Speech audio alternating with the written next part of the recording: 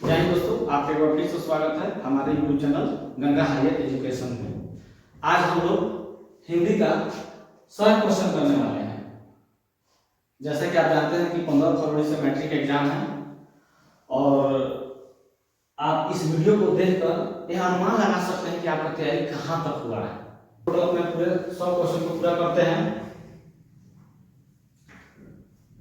थोड़ा अभी हम आप जानते हैं कि नए हैं, इसलिए थोड़ा अभी सिस्टम समझने में थोड़ा समय लग रहा है।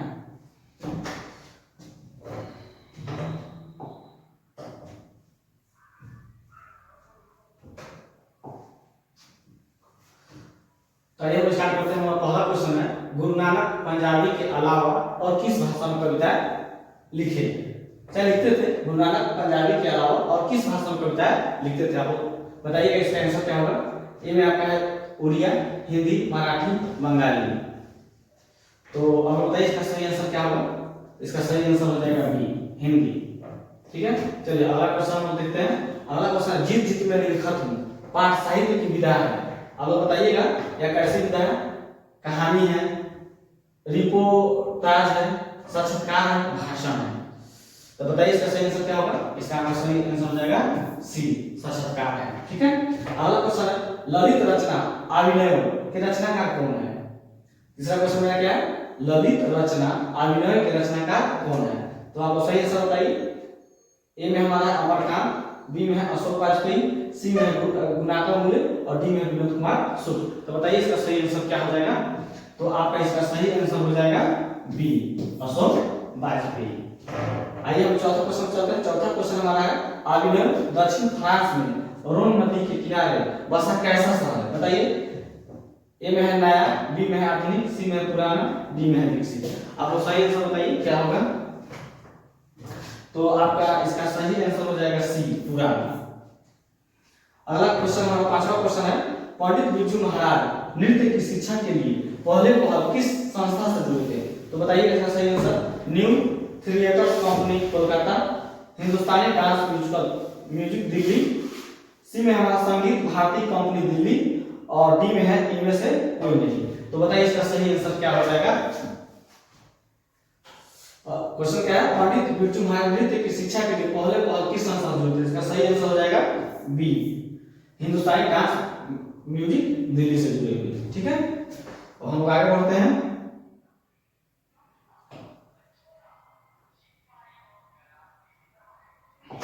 आइए 5 क्वेश्चन कर ली, छठा क्वेश्चन की ओर चलते हैं हम लोग।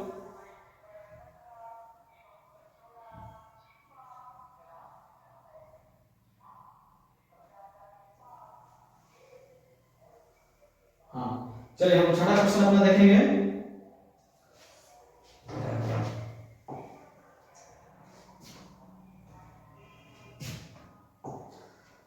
छठा हमारा क्वेश्चन है, पंडित बिरजू महाराज का जन्म कब और कहां हुआ था? बताइएगा आप लोग। क्वेश्चन क्या है? क्वेश्चन छठा कह रहा है कि पंडित बिरजू महाराज का जन्म कब और कहां हुआ था? तो ए में ऑप्शन है 4 फरवरी 1935 लखनऊ, बी में हमारा 4 फरवरी 1936 बनारस और सी में 4 फरवरी 1937 कानपुर और डी में है 4 फरवरी 1938 लखनऊ। इसका सही आंसर आप बताइए क्या होगा। क्वेश्चन है, पंडित बिरजू महाराज का जन्म कब और कहां हुआ था? तो इसका आपका सही आंसर हो जाएगा डी, 4 फरवरी 1938 लखनऊ। चलिए हम सातवां क्वेश्चन पर चलते हैं। सातवां क्वेश्चन, निबंध परंपरा का मूल्यांकन के लेखक कौन है? इसका सही आंसर बताइएगा। अमरकांत, रामविलास शर्मा, नलिनी विलोचन शर्मा, गुणाकर मूल्य। इसका आपको सही आंसर बताइए क्या होगा। बताइए, निबंध परंपरा का मूल्यांकन के लेखक कौन है? इसका सही आंसर हो जाएगा बी, रामविलास शर्मा। आइए 8वां क्वेश्चन की ओर हम चलते हैं। 8वां क्वेश्चन है, साहित्य के निर्माण में प्रगतिशाली मनुष्य की कैसी भूमिका होती है? पहला है नगण्य, निर्णायक, नकारात्मक, सकारात्मक। इसका सही आंसर आपको बताइए क्या होगा। क्वेश्चन है हमारा, साहित्य के निर्माण में प्रगतिशाली मनुष्यों की कैसी भूमिका होती है? इसका सही आंसर हो जाएगा बी, निर्णायक। अपने 9वें क्वेश्चन में चलते हैं। चोर शब्द का विलोम बताइए क्या होता है। ये तो बहुत छोटा क्वेश्चन है, बहुत आसान क्वेश्चन। चोर शब्द का विलोम क्या होता है आप सभी जानते हैं, उम्मीद करते हैं।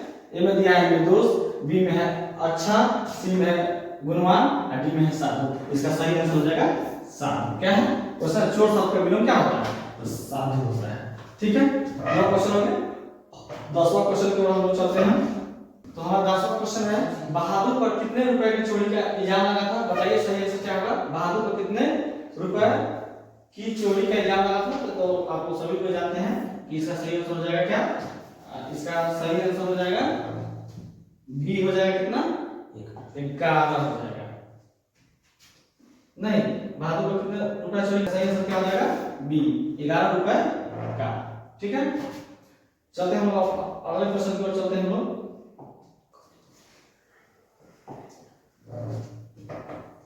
तो आइए हम लोग अपने 11वें क्वेश्चन पे चलते हैं। 11वां क्वेश्चन क्या है?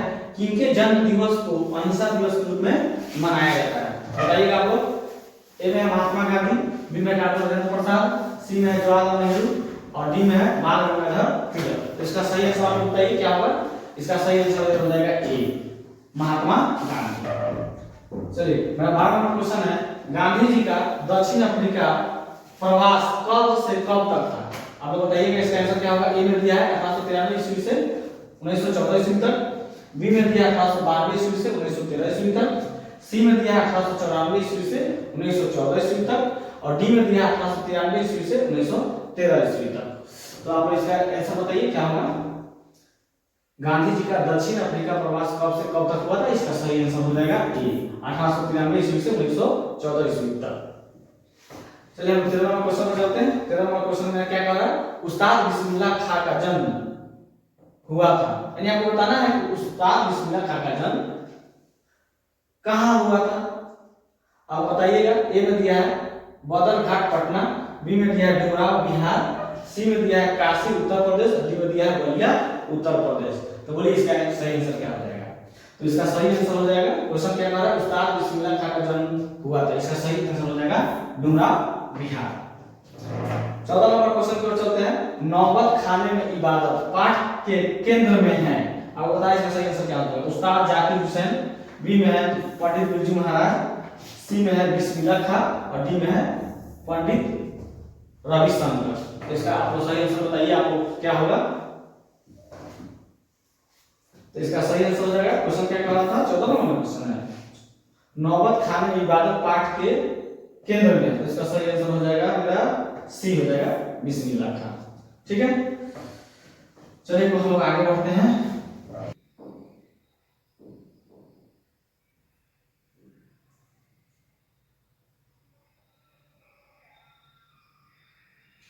चलिए हम लोग देखते हैं अपने 15 नंबर क्वेश्चन को देख लेते हैं।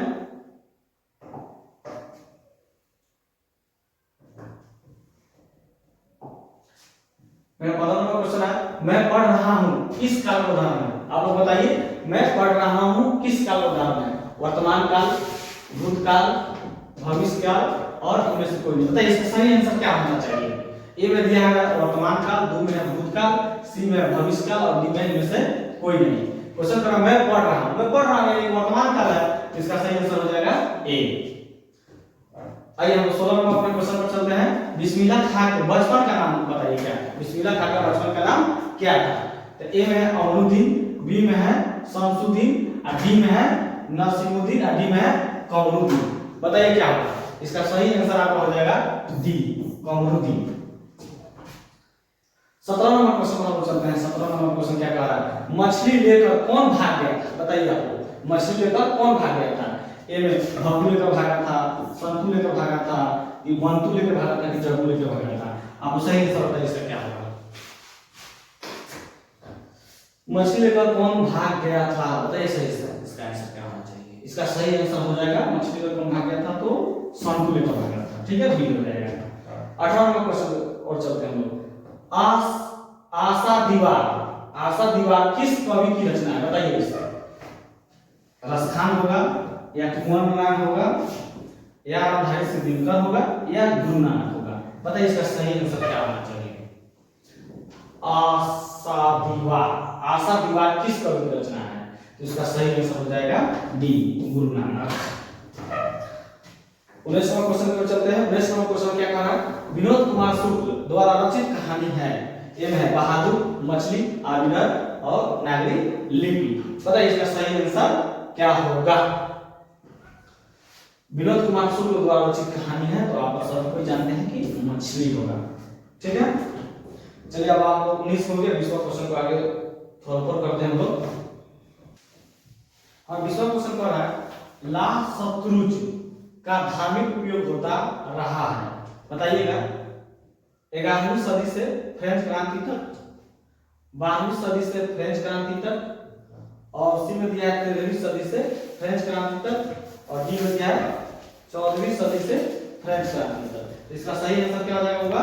इसका सही आंसर हो जाएगा डी, 14वीं सदी से फ्रेंच क्रांति तक। हमारा 21वां क्वेश्चन है स्वदेशी शीर्षक कविता के रचनाकार हैं। आप लोग बताइए स्वदेशी शीर्षक कविता का रचनाकार कौन है? तो ए में दिया है हमारा घनानंद, बी में है प्रेमचंद, सी में है श्यामधन, और डी में है पंत। तो इसका सही आंसर बताइए वो क्या हो जाएगा? स्वदेशी शीर्षक कविता का रचनाकार है, इसका सही आंसर क्या हो जाएगा? इसका सही आंसर हो जाएगा बी, प्रेमचंद। आइए हम अगला क्वेश्चन की ओर चलते हैं। महिला का पर्यायवाची है, बताना है आप लोगों को महिला का पर्यायवाची क्या होता है? ए में दिया है सविता, बी में दिया है नारी, सी में दिया अंशुमाली, और डी में है निरधि। बताइए इसका सही आंसर क्या हो जाएगा? महिला का पर्यायवाची आप लोग सभी को जानते हैं कि क्या हो जाएगा? बी हो जाएगा, नारी। अगला क्वेश्चन है कवि पर्जन्य किसे कहता है? कवि पर्जन्य किसे कहता है? तो मेरा पहला ऑप्शन है ए में कृष्ण को, राधा को, बादल को और हवा को। बताइए इसका सही आंसर क्या होगा? बताइए इसका सही आंसर क्या होगा? कवि पर्जन्य किसे कहा है? कृष्ण को, राधा को, बादल को, हवा को। तो इसका सही आंसर हो जाएगा सी, बादल को। मेरा 24वां क्वेश्चन है मो अंशु वाहिनी लय वर्षो, मो अंशु वाहिनी लय वर्षो कौन कहते हैं? ए में है दस्तखान, बी में है गुरु नानक, सी में है घनानंद, और डी में है दिनकर। इसका सही आंसर आप बताइए क्या होगा? मो अंशु वाहिनी लय वर्षो कौन कहते हैं? इसका सही आंसर हो जाएगा सी, घनानंद। आइए हम 25वां क्वेश्चन करते हैं। सुमित्रा नंदन पंत रचित कविता भारत माता किस काव्य संग्रह से संकलित? बताइए, बहुत अच्छा क्वेश्चन है। ये में हमारा दिया है उच्छ्वास, ग्राम्य, पल्लव और वीणा। बताइए इसका सही आंसर क्या होगा? इसका सही आंसर हो जाएगा ग्राम्य। ठीक है, 25 दोनों कर लिए। अब आगे बढ़ते हैं हम लोग।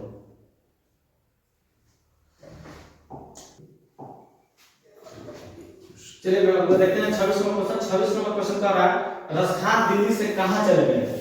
आपको बताना है रसखान दिल्ली से कहां चले गए। ए में हरियाणा, पंजाब, ब्रजभूमि, वाराणसी। अब लोग बताइए इसका सही आंसर क्या होगा? तो रसखान दिल्ली से कहां चले गए? तो रसखान दिल्ली से कहां चले गए थे? बताइए इसका सही आंसर हो जाएगा सी, ब्रजभूमि चले गए। ठीक है, अगला क्वेश्चन है हम लोग 27वां क्वेश्चन देखते हैं। प्रेम वाटिका किसकी रचना है? बताइए, भारतेंदु की, रसखान की, घनानंद की और प्रेमचंद की। बताइए इसका सही आंसर क्या होगा? प्रेम वाटिका किसकी रचना है? तो आप लोग जानते हैं कि इसका सही आंसर क्या हो जाएगा? बी, रसखान। अगला क्वेश्चन है रहीदास किसकी रचना है? गुरु गोविंद सिंह की, गुरु नानक की, घनानंद की, रसखान की। बताइए इसका सही आंसर क्या होगा? रहीदास किसकी रचना है? इसका सही आंसर हो जाएगा बी, गुरु नानक। ठीक है, अगला क्वेश्चन है ननकाना साहब किनका जन्म स्थान कहलाता है? ननकाना साहब किनका जन्म स्थान कहलाता है? इसका सही आंसर हो जाएगा, बताइए क्या होगा? इसका ननकाना साहब किनका जन्म स्थान कहलाता है? इसका सही आंसर क्या होगा? ए में दिया है गुरु नानक, बी में है गुरु अर्जुन देव, सी में है गुरु हरगोविंद सिंह, और डी में है गुरु गोविंद सिंह। बताइए इसका सही आंसर क्या होगा? ननकाना साहब किनका जन्म स्थान कहलाता है? तो हो जाएगा गुरु नानक का। ठीक है, तीसरा क्वेश्चन हम देखते हैं। गुरु नानक कौन थे? सिखों के 10वें गुरु, सिखों के प्रथम गुरु, हिंदुओं के प्रथम गुरु, मुस्लिमों के प्रथम गुरु। बताइए इसका सही आंसर क्या होगा? तो हम सभी को जानते हैं कि गुरु नानक कौन थे? तो यह सिखों के प्रथम गुरु थे। ठीक है, चलिए हम आगे बढ़ते हैं। चलिए हमारा 31वां क्वेश्चन हम देखते हैं। 31वां क्वेश्चन क्या कह रहा है? हिंदी के सशक्त कथाकार अमरकांत द्वारा लिखित कथा है। बताइए इसका सही आंसर क्या होगा? ए में दिया है ईदरगाह, बी में दिया है बहादुर, सी में दिया है मछली, डी में दिया है सोना। बताइए इसका सही आंसर क्या होगा। हिंदी के सशक्त कथा का अमरकांत द्वारा लिखित कथा है। तो आप जानते हैं कि अमरकांत द्वारा लिखित कथा जो है उसका नाम क्या है, बहादुर। अगला क्वेश्चन, गुणाकर मूल्य द्वारा रचित निबंध कौन सी है। ए में दिया है नाखून क्यों बढ़ते हैं, परंपरा का मूल्यांकन, नागरी लिपि और श्रम विभाजन और जाति प्रथा। बताइए इसका सही आंसर क्या होगा। गुणाकर मूल्य द्वारा रचित निबंध कौन सी, बताइए गुणाकर मूल्य द्वारा रचित निबंध कौन सी है। तो इसका सही आंसर हो जाएगा सी, नागरी लिपि। अगला क्वेश्चन है, गुणाकर मूल्य का जन्म कब हुआ था, बताइए आप। चलिए ए में दिया 1935, बी में दिया 1925, सी में दिया 1916 और डी में दिया 1908। बताइए इसका सही आंसर क्या हो जाएगा। गुणाकर मूल्य का जन्म कब हुआ था, बताइए। 1935 में हुआ था, ये हो जाएगा। 34 नंबर क्वेश्चन देखते हैं, हिंदी के आदि कवि हैं। बताइए हिंदी के आदि कवि किन्हें माना जाता है, चाहे को है हिंदी के आदि कवि। तो क्या दिया है, चंद बरदाई, बी में दिया है विद्यापति, सी में दिया है सरहदपाल और डी में है सूरदास। बताइए इसका सही आंसर क्या हो जाएगा। हिंदी के आदि कवि कौन कहलाते हैं, सी हो जाएगा सरहदपाल। 35 नंबर क्वेश्चन को देखते हैं, दोहा कोश किसकी रचना है, बताइएगा दोहा कोश किसकी रचना है। ए में दिया है सरहदपाल, डी में दिया है गुणाकर मूल्य, सी में क्या दिया है जीवनानंद दास और डी में दिया है गुरु नानक देव। बताइए इसका सही आंसर क्या होगा। दोहा कोश किसकी रचना है, इसका सही आंसर हो जाएगा ए, सरहदपाल। ठीक है, चलिए हम आगे बढ़ते हैं। चलिए मेरा 36 नंबर क्वेश्चन क्या करा हुआ देखते हैं, हजारी प्रसाद द्विवेदी द्वारा रचित ललित निबंध है। हजारी प्रसाद द्विवेदी द्वारा रचित ललित निबंध है, बताना है। ए में भारत से हम क्या सीखे, परंपरा का मूल्यांकन, सी में दिया नाखून क्यों बढ़ते हैं और डी में दिया है नागरी लिपि। बताइए इसका सही आंसर क्या हो जाएगा। हजारी प्रसाद द्विवेदी द्वारा रचित ललित निबंध है, इसका सही आंसर हो जाएगा। आप जानते हैं नाखून क्यों बढ़ते हैं ललित निबंध है, जो किसके द्वारा लिखा गया था, हजारी प्रसाद द्विवेदी द्वारा। सी हो जाएगा। अगला क्वेश्चन है, हजारी प्रसाद द्विवेदी का जन्म कब और कहां हुआ था, बताइए। बहुत अच्छा क्वेश्चन है, हजारी प्रसाद द्विवेदी का जन्म कब और कहां हुआ था। तो 1907 दुबे छपरा बलिया, 1916 बदरघाट पटना, 1935 अमरावती महाराष्ट्र और डी में दिया है 1925 नागरा बलिया। बताइए इसका सही आंसर क्या हो जाएगा। हजारी प्रसाद द्विवेदी का जन्म कब और कहां हुआ था, इसका सही आंसर हो जाएगा ए, 1907 दुबे छपरा बलिया में हुआ। ठीक है, 29 नंबर क्वेश्चन मेरा कह रहा है क्या है, आमरण शब्द में उपसर्ग है। तो आमरण शब्द में उपसर्ग है, बताइए। आ होगा कि मां होगा कि इमा होगा कि इमा होगा, बताइए। बहुत अच्छा क्वेश्चन है, आमरण शब्द में उपसर्ग होगा। उपसर्ग क्या होता है, उपसर्ग शब्द के पहले लगता है, अपप्रत्यय शब्द के अंत में लगता है। तो आमरण शब्द में उपसर्ग है, आमरण शब्द में उपसर्ग है, तो इसमें कौन सा हो जाएगा, इसमें आ हो जाएगा ये। ठीक है, आमरण में आ उपसर्ग हो जाएगा।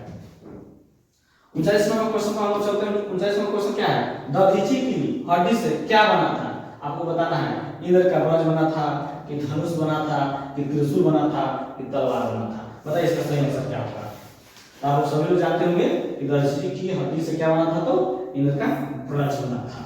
ठीक है, 40 नंबर क्वेश्चन है, मैक्स मूलर के अनुसार भारत की सबसे प्राचीन भाषा है, बताइए। अवधी, ब्रज, संस्कृति, हिंदी। बताइए इसका सही आंसर क्या होगा। मैक्स मूलर के अनुसार भारत की सबसे प्राचीन भाषा क्या थी, तो आपको हो जाएगा सी, संस्कृत। ठीक है, चलिए हम लोग 40 नंबर क्वेश्चन को देखते हैं। 40 नंबर क्वेश्चन क्या कह रहा है, किसके प्रोत्साहन पर अम्बेडकर उच्चतर शिक्षा के लिए निर्वाह गए थे। तो अब इसको तो हम कर लेंगे सर, ये हो जाएगा। इसका सही आंसर क्या हो जाएगा, बड़ौदा नरेश। ठीक है, 42 नंबर क्वेश्चन क्या है, श्रम विभाजन और जाति प्रथा गद की विधा है। श्रम विभाजन और जाति प्रथा गद की विधा है, कैसी विधा है, आपको बताना है कि नाटक है कि आत्मकथा है कि जीवनी है कि निबंध है। बताइए क्या होगा इसका आंसर। श्रम विभाजन और जाति प्रथा गद की विधा क्या है, इसका सही आंसर हो जाएगा डी, निबंध। चलिए हम आगे बढ़ते हैं। आइए हम 43 नंबर क्वेश्चन को देखते हैं। 43 नंबर क्वेश्चन क्या कहा है, आदर्श समाज किस पर आधारित होना चाहिए, बताइए आप। इसका सही आंसर क्या होना चाहिए, बहुत ईजी क्वेश्चन है। आदर्श समाज किस पर आधारित होना चाहिए, तो ए में कहा है स्वतंत्रता पर, समता पर, भ्रातृत्व पर, प्रोत्साहन पर। बताइए इसका सही आंसर क्या होगा। अब हम इसका सही आंसर क्या हो जाएगा, डी, प्रोत्साहन पर। 44 नंबर क्वेश्चन देखिए क्या कहा है, झोपड़ी और महल की लाइन में अक्सर कौन जीतते हैं। बताइए इसका सही आंसर क्या होगा। झोपड़ी और महल की लाइन में अक्सर कौन जीतते हैं। ए में हो जाएगा महल वाले, बी में हो जाएगा झोपड़ी वाले और सी में है दोनों और डी में है कोई नहीं। बताइए इसका सही आंसर क्या हो जाएगा। झोपड़ी रोटी और महल की लड़ाई में अक्सर कौन जीते हैं? तो आप जानते होंगे कि अक्सर महल वाले ही जीते हैं। ठीक है, 45 में क्वेश्चन क्या करा, मध्यम वर्ग के अनेक अंतर विरोध को उजागर करती है। श्रम विभाग में जाति प्रथा, 20 के दाम, परंपरा का मूल्यांकन और डी में नीति। पता है इसका सही आंसर क्या होगा? क्वेश्चन कह रहा है मध्यम वर्ग के अनेक अंतर विरोधी को उजागर कौन करता है? इसका सही आंसर क्या हो जाएगा? बी, 20 के दांत पाठ में इसका चर्चा है। ठीक है, 6 क्वेश्चन देखते हैं। सेन साहब की आंखों का तारा, बताइए सेन साहब की आंखों का तारा कौन था? सीमा, रजनी, स्ट्रीमल एंड का खोखा। बताइए इसका सही आंसर क्या होगा? तो आप इसको जानते हैं कि सेन साहब की आंखों का तारा कौन था? खोखा। चलिए हम आगे बढ़ते हैं। मेरा 27 क्वेश्चन देखिए क्या कह रहा है, खोखा के दांत किसने तोड़े? बताइए, सेन साहब ने, गिरधरलाल ने, मदन के दोस्त ने, मदन ने। बताइए इसका सही आंसर क्या हो जाएगा? खोखा के दांत किसने तोड़े? तो इसका सही आंसर आप जानते हैं कि इसका सही आंसर भी हो जाएगा मदन ने। खोखा के दो दांत तोड़ दिए मारकर। श्रीमान शब्द का स्त्रीलिंग रूप क्या है? बताइए, श्रीमान शब्द का स्त्रीलिंग रूप क्या होगा? श्रीमणी, श्रीमानी, श्रीमती और श्रीमानाई। बोलिए इसका सही आंसर क्या होगा?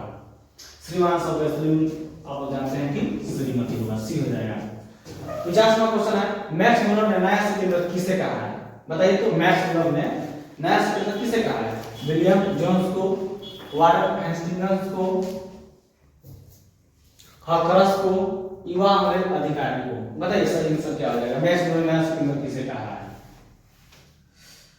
मैक्स मुलर ने नया सिलेंडर किसे कहा है? इसका सही आंसर क्या होगा? ये हो जाएगा विलियम जोन्स को। अगला 50वां क्वेश्चन देखते हैं, दारिस नामक सोने के सिक्कों से भरा भाग किसे मिला था? हेकल को मिला था, हकरस को मिला था, वारेन हेस्टिंग्स को मिला था, विलियम जोन्स को मिला था। पता है इसका सही आंसर क्या हो जाएगा? दारिस नामक सोने के सिक्कों से भरा भाग किसे मिला था? इसका सही आंसर हो जाएगा सी, वारेन हेस्टिंग्स को। ठीक है, आइए हम एक क्वेश्चन और देखते हैं। काम क्वेश्चन देखते हैं क्या कह रहा है, जहां दोनों पद प्रधान हो वहां डैश समास। पता है जिसका दोनों पद प्रधान हो क्या कहलाता है? द्विगु, कर्मधारय, तत्पुरुष, द्वंद्व। तो आप जानते हैं कि इसका सही आंसर क्या हो जाएगा? द्वंद्व। जिसका दोनों पद प्रधान हो उसे क्या कहते हैं? द्वंद्व समास कहते हैं। ठीक है, चलिए आगे हम बढ़ते हैं। 52 नंबर क्वेश्चन देखिए क्या कहना हुआ, कम खाने वाला के लिए एक शब्द है। बताइए, कम खाने वाले के लिए एक शब्द क्या होगा? अलक्ष्य, अखाद्य, अल्पाहारी, अल्पज्ञ। बताइए इसका सही आंसर क्या होगा? कम खाने वाले, बताइए कम खाने वाले के लिए एक शब्द क्या होगा? इसका सही आंसर हो जाएगा, इसका सही आंसर हो जाएगा सी, अल्पाहारी। ये 53वां क्वेश्चन देखते हैं, विवाह शब्द है, बताना है विवाह शब्द स्त्रीलिंग है, पुल्लिंग है, उभयलिंग है, इनमें से कोई नहीं। बताइए विवाह शब्द क्या होगा? तो विवाह शब्द आपका क्या हो जाएगा? पुल्लिंग। आइए हम लोग 54वां क्वेश्चन चलते हैं, शुद्ध वर्तनी का चयन करें। इसमें शुद्ध वर्तनी का चयन करें। 6 6 6 और 6 शुद्ध वर्तनी का चयन करें तो इसका सही आंसर क्या हो जाएगा? बी हो जाएगा, 6। अगला क्वेश्चन है, तुम क्या खा रहे हो? रेखांकित शब्द कौन सा सर्वनाम है? बताना है जो क्या है, यह कौन सा सर्वनाम है? अनिश्चयवाचक, प्रश्नवाचक, संबंधवाचक, निश्चयवाचक। बताइए इसका सही आंसर क्या होगा? तुम क्या खा रहे हो? क्वेश्चन कर रहा है तो सीधा सिंपल है, प्रश्नवाचक हो जाएगा, बी हो जाएगा। 56वां क्वेश्चन क्या कहा देखिए, भूतकाल कितने प्रकार के होते हैं? बताइए तो 4 5 3 6। बताइए भूतकाल कितने प्रकार के होते हैं? भूतकाल कितने प्रकार के होते हैं? इसका सही आंसर हो जाएगा डी, 6। 57वां क्वेश्चन देखते हैं, हाथ साफ करना मुहावरे का सही अर्थ क्या है? बताइए, हाथ साफ करना, हाथ धोना, सफाई करना, चोरी करना, गंदगी फैलाना। तो आप इसका सही आंसर जानते हो क्या होगा? सी, चोरी करना नहीं करना, हाथ साफ करना है यानी कि चोरी करना है। ठीक है, चलिए हम आगे बढ़ते हैं। चलिए हम देखते हैं 57वां क्वेश्चन को क्या कह रहा है, हाथ साफ करना मुहावरे का सही अर्थ। ये तो हो चुका है। 58वां नंबर देखते हैं, कमर कसना मुहावरे का अर्थ क्या होता है? कमर कसना मुहावरे का अर्थ कमर को बांधना, तैयार होना, बहुत परिश्रम करना, खड़ा होना। बताइए इसका सही आंसर क्या होगा? कमर कसना मुहावरे का अर्थ क्या होता है? तो आपको हो जाएगा तैयार होना। नहीं ऐसे कोई काम करना है तो लोग बोलता है कमर कस लीजिए नहीं तैयार हो जाइए। चलिए हम दूसरा क्वेश्चन को देखते हैं। आंसू का बहुवचन क्या होगा?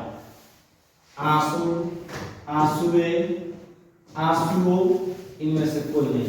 बोले इसका सही आंसर क्या हो जाएगा? आंसू का बहुवचन क्या होगा? इसका सही आंसर हो जाएगा सी, आंसुओं। 60वां क्वेश्चन देखते हैं। संगम शब्द का संधि विच्छेद बताइए क्या होगा? संगम शब्द का संधि विच्छेद, समजोरगम, समजोरगम, समजोरगम, अंडी दिया है सजोरगम। बोलिए इसका सही आंसर क्या होगा? संगम शब्द का संधि विच्छेद, आपका सी हो जाएगा समजोरगम। यहाँ पर 61वां क्वेश्चन लेते हैं। 61वां क्वेश्चन क्या कहा है? रुचि शब्द का विशेषण बताइए। रुचि शब्द का विशेषण क्या होगा? रुचिकर, रुचि, रुचि, रुचना, बताइए इसका क्या होगा? रुचि शब्द का विशेषण जल्दी बताइए आपको क्या होगा? इसका हो जाएगा ए, रुचिकर। थोड़ा फास्ट चलेंगे। प्रत्येक शब्द कौन सा समास है बताइएगा? प्रत्येक शब्द कौन सा समास है? अवयव समास है, तत्पुरुष समास है, द्विगु होगा या द्वंद्व होगा? बताइए इसका सही आंसर क्या होगा? तो प्रत्येक शब्द कौन सा समास हो जाएगा? अवयव हो जाएगा। आइए 63वां क्वेश्चन करते हैं। वस्तु, स्थान, भाव या विचार के घोतक शब्द को क्या कहते हैं? बताइए सही आंसर क्या हो जाएगा? संज्ञा होगा कि सर्वनाम होगा कि विशेषण होगा कि कारक होगा? बताइए इसका सही आंसर क्या होगा? तो आप सही, आपका सही आंसर हो जाएगा ए, क्या हो जाएगा? संज्ञा। आइए हम आगे बढ़ते हैं। देखिए 64वां क्वेश्चन क्या कह रहा है कि अण का उच्चारण स्थान क्या है? बताइएगा अण का उच्चारण स्थान क्या होगा? कंठ हो जाएगा, मूर्धा हो जाएगा, तालु हो जाएगा, दंत हो जाएगा? मतलब बताइए इसका सही आंसर क्या होगा? इसका सही आंसर हो जाएगा अण का उच्चारण स्थान नहीं, मूर्धा हो जाएगा। अगला क्वेश्चन है 65वां क्वेश्चन क्या कह रहा है? वर्णों के व्यवस्थित समूह को कहते हैं क्या कहते हैं? बताइए वर्णों के व्यवस्थित समूह क्या कहते हैं? पद कहते हैं, पदबंध कहते हैं, वर्णमाला कहते हैं, अव्यय कहते हैं? बताइए बहुत इजी क्वेश्चन है। वर्णों के व्यवस्थित समूह क्या कहते हैं? इसका सही आंसर हो जाएगा वर्णमाला कहते हैं। ठीक है। तीन बेटे की मां, बताना है आपको। तीन बेटे की मां है, मगमा है, कि सीता है, कि लक्ष्मी है, कि बापती है? बताइए इसका सही आंसर क्या हो जाएगा? तीन बेटे की मां आपकी हो जाएगा, आपका हो जाएगा बी, सीता। 67वां क्वेश्चन क्या है? सामरदैया भाषा के सफल कहानीकार कौन है? आपको बताना है। सामरदैया भाषा के सफल कहानीकार हैं हिंदी, मराठी, गुजराती, राजस्थानी? बताइए इसका सही आंसर क्या हो जाएगा? सामरदैया भाषा का सफल कहानीकार है किस भाषा के? हो जाएगा राजस्थानी। ठीक है। 68वां क्वेश्चन देखते हैं। पापी की उम्र क्या है बताना है। 12 वर्ष, 15 वर्ष, 18 वर्ष, 20 वर्ष? बताइए इसका सही आंसर क्या हो जाएगा? तो पापी का जो उम्र था कितना था? 12 वर्ष। अगला है नगर कहानी किस भाषा से अनुदित है? बताना है। तमिल, कन्नड़, गुजराती, उड़िया? बताइए क्या होगा इसका सही आंसर? नगर कहानी किस भाषा से अनुदित है? तो आपका हो जाएगा ए, तमिल। एक क्वेश्चन और कर लेते हैं 70 नंबर। गुजराती साहित्यकार ईश्वर पेटलीकर द्वारा रचित कथा है, बताना है आपको। ध्याते विश्वास, दही बड़ी मगमा, मां, नगर? बोलिए इसका सही आंसर क्या होगा? इसका सही आंसर हो जाएगा आपका सी हो जाएगा, मां। क्या हो जाएगा? मां। आगे बढ़ते हैं लोग। और 71 नंबर क्वेश्चन देखिए क्या कह रहा है? ध्याते विश्वास किस भाषा से अनुदित है?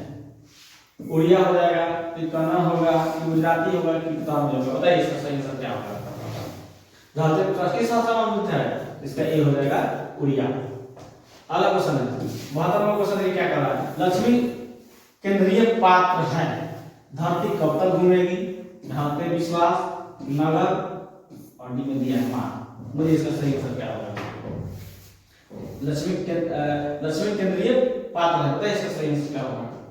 इसका सही आंसर हो जाएगा बी, ध्याते विश्वास। अगला क्वेश्चन है मगमा किस भाषा की कहानी है? मंगमा किस भाषा की कहानी है? तेलुगु, उड़िया, हिंदी, कन्नड़? बताइए इसका सही आंसर क्या होगा?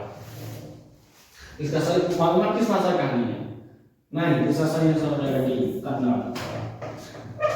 74वां क्वेश्चन देखिए क्या कह रहा है? बी आर नारायण ने किस कहानी का अनुवाद किया है? बताना है। ए में ध्याते विश्वास, बी में मां, सी में नगर, डी में दही बड़ी मगमा? बताइए इसका सही आंसर क्या होगा? बी आर नारायण ने किस कहानी का अनुवाद किया है? ध्याते विश्वास, मां, नगर, दही बड़ी मगमा? इसका सही आंसर हो जाएगा डी, दही बड़ी मगमा। 75वां क्वेश्चन देखिए क्या कह रहा है? दही बड़ी मगमा के लेखक हैं सामरदैया, ए में दिया है सामोदरिया, बी में है श्रीनिवास, सी में है सात कोई होता और डी में है सुजाता। बताइए इसका सही आंसर क्या होगा? दही बड़ी मलमा का लेकर कौन हो जाएगा? तो इसका सही आंसर हो जाएगा बी श्रीनिवास। हम आगे बढ़ते हैं।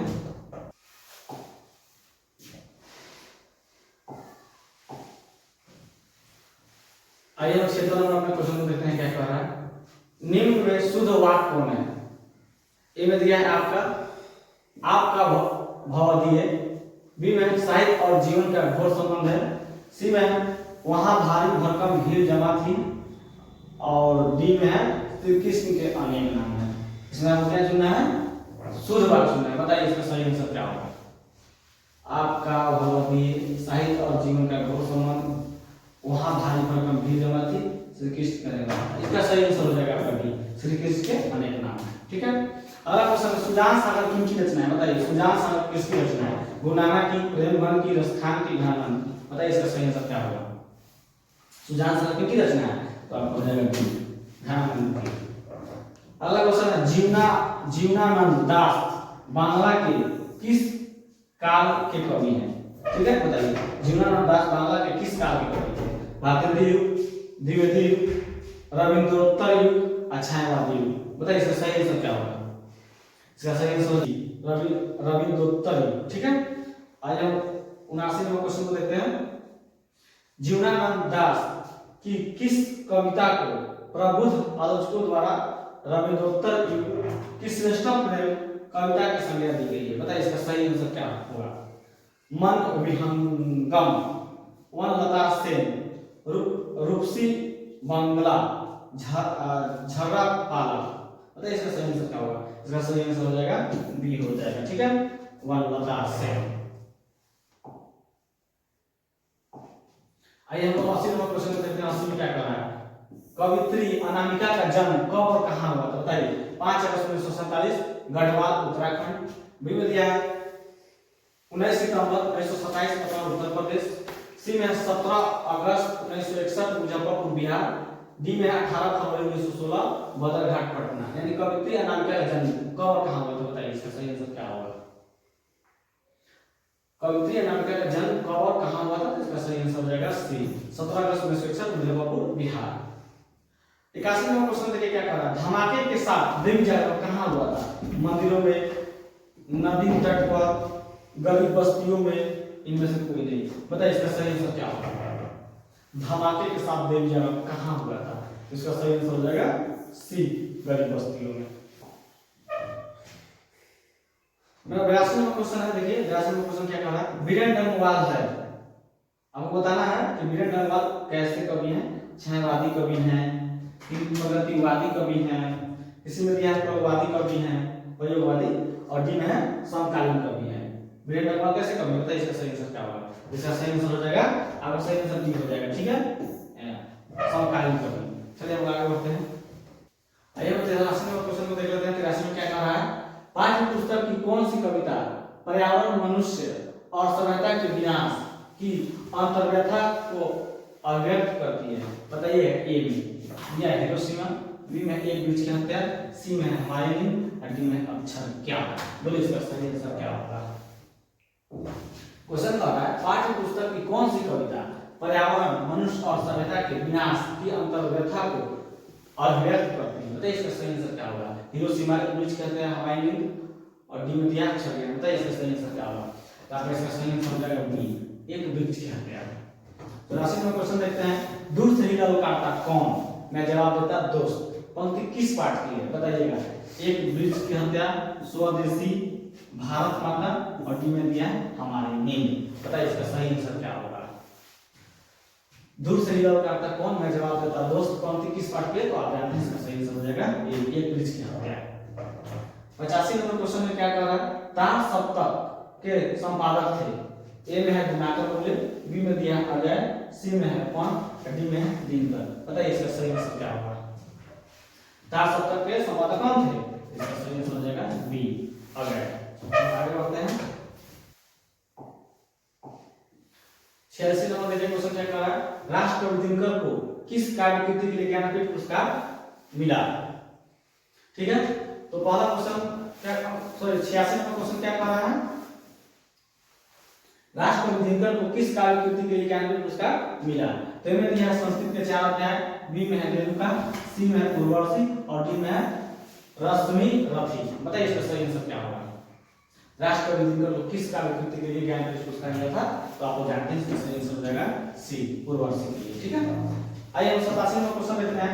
जनतंत्र का जन्म कविता के कवि हैं। ए में दिया है दिनकर, बी में है अग्रय, सी में सुल्तानंद पंत और डी में है जीवनानंद दास। बताइए इसका सही आंसर क्या हो जाएगा? जनतंत्र का जन्म कविता के कवि हैं, तो आप लोग जानते हैं इसका सही आंसर क्या हो जाएगा? ए, रामधारी दिनकर। आइए हम 88वां क्वेश्चन को देखते हैं। 88 में क्या कहा? भारत माता किस काव्य संग्रह से संकलित है? बताइए, उच्छ्वास, ग्राम्य, पल्लव और बी में है वीणा। बताइए इसका सही आंसर क्या होगा? इसका सही आंसर हो जाएगा भारत माता किस काव्य संग्रह से संकलित है? तो इसका सही आंसर हो जाएगा आपका बी हो जाएगा, ग्राम्य। 89 यानी कि 89वां क्वेश्चन को देखते हैं। कविता भारत माता में भारत का कैसा चित्र प्रस्तुत हुआ है? आदर्श, काल्पनिक, यथार्थ तथ्य, इनमें से कोई नहीं। बताइए इसका सही आंसर क्या होगा? कविता भारत माता में भारत का कैसा चित्र प्रस्तुत हुआ है? तो इसका सही आंसर हो जाएगा सी, यथार्थ तथ्य। ठीक है, आगे हम बढ़ते हैं। आइए हम 90वां क्वेश्चन देखते हैं। 90 में क्या कह रहा है? स्वदेशी कविता में कवि को भारत में अब क्या दिखाई नहीं पड़ता है? बताइएगा, भारतीयता, सदाचारिता, मानवता, स्वतंत्रता। बताइए इसका सही आंसर क्या होगा? स्वदेशी कविता में कवि को भारत में अब क्या नहीं दिखाई देता है? इसका सही आंसर हो जाएगा ए, भारतीयता। 91वां क्वेश्चन देखिए क्या करना है। उच्चारण का सही संधि विच्छेद कीजिए। बताइए, उत जो चारण, ऊंच जो रन, ऊंचा जो रन। बताइए इसका सही संधि विच्छेद क्या होगा उच्चारण का? तो उच्चारण का सही संधि विच्छेद क्या हो जाएगा? आपका हो जाएगा बी, उत जो चारण। ठीक है, 52वां क्वेश्चन देखिए क्या करना। अज्ञान शब्द कौन सा समास है? बताना है अज्ञान शब्द कौन सा समास है? बहुब्रीहि समास है कि कर्मधारय समास है कि नैया समास है कि द्वंद्व समास है? बताइए इसका सही आंसर क्या हो जाएगा? अज्ञान शब्द कौन सा समास है? आपका हो जाएगा सी, नैया समास है। ठीक है, 93वां क्वेश्चन देखते हैं। धर्मात्मा का संधि विच्छेद होगा। बताइए धर्मात्मा का सही संधि विच्छेद क्या होगा? ध जो आत्मा, धर्माम जो आ, धर जो मात्मा और धर्म जो आत्मा। इसका सही संधि विच्छेद बताइए क्या होगा? तो इसका सही संधि विच्छेद हो जाएगा डी, धर्म जो आत्मा। आगे हम बढ़ते हैं। हमारा 94वां क्वेश्चन देखिए क्या कह रहा है। श्री गणेश का विपरार्थक शब्द क्या होता है? विपरार्थक यानी कि विलोम शब्द। ठीक है, श्री गणेश का विपरार्थक शब्द क्या होता है? बताइएगा। ए में दिया है श्री लक्ष्मी, इति श्री, सी में दिया लक्ष्मी श्री और डी में इनमें से कोई नहीं। बताइए इसका सही आंसर क्या हो जाएगा? श्री गणेश करना का आपका विपरार्थक क्या हो जाएगा? बी हो जाएगा, इति श्री। 95वां क्वेश्चन देखिए क्या कह रहा है। निरंजन में कौन सा उपसर्ग है? निरंजन में कौन सा उपसर्ग है? बताइए इसमें क्या होगा? तो आप लोग जानते हैं कि उपसर्ग शब्द के पहले लगता है और प्रत्यय शब्द के अंत में लगता है। तो निरंजन में कौन सा उपसर्ग है? नी, निर, नी और डी में क्या है? तो डी तो हटाइए, इसमें से बताइए तीनों में बताइए क्या होगा? निरंजन में कौन सा उपसर्ग है? तो आपका सही आंसर क्या हो जाएगा? निरंजन में कौन सा उपसर्ग है? तो आपका बी हो जाएगा।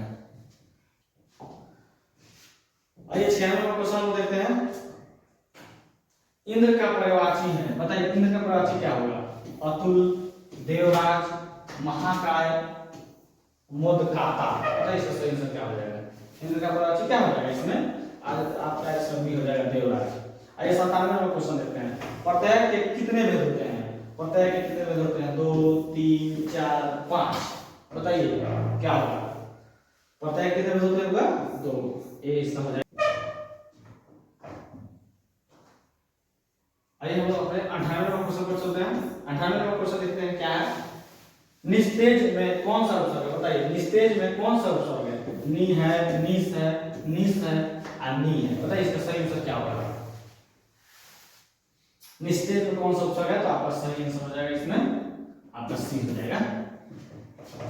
आइए 99वां क्वेश्चन को देखते हैं। 99 में क्या कह रहा है। निर्जन में कौन सा उपसर्ग है? नी, नीर, नी और नी। बताइए इसका सही आंसर क्या होगा?